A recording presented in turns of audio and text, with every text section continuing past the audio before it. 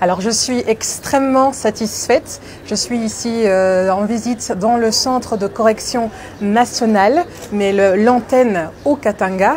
Ici les installations ont été faites correctement, chacun est à son poste. Les postes sont, sont réguliers. Nous avons d'abord une salle de dépouillement et puis il y a le lieu de scannage.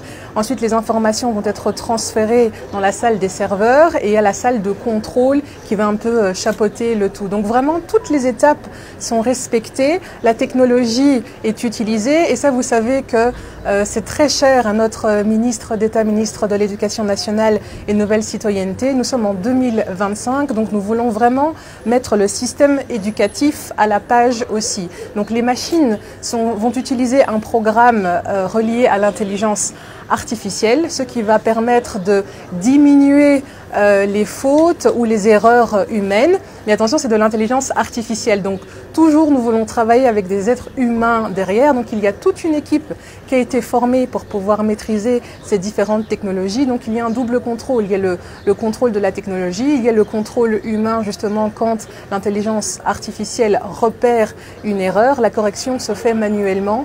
Et donc voilà, toute la chaîne est respectée. Nous avons un double contrôle technologique, humain. Et ça, en termes d'innovation, c'est vraiment important pour nous d'insister là-dessus et nous sommes vraiment heureux de pouvoir mettre ce centre de correction nationale au niveau des provinces puisque ça va permettre de décentraliser aussi l'information, de décentraliser le travail et du coup d'avoir une meilleure efficacité, une meilleure répartition des tâches et cela aussi va consolider le sentiment national. Nous ne sommes qu'une seule équipe, il y a le niveau national et provincial mais nous avons besoin de travailler ensemble de manière synchronisée, de manière uniforme et ce centre en est la preuve. Donc encore un gros bravo à la province du Katanga pour accueillir ce centre de correction.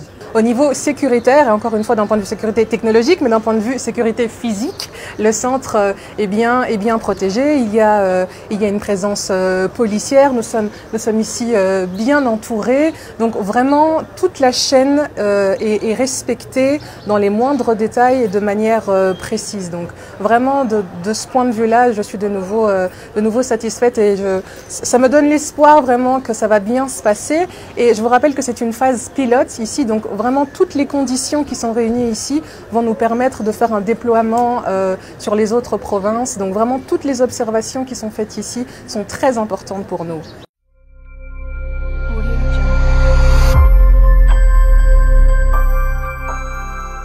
Audio Jungle.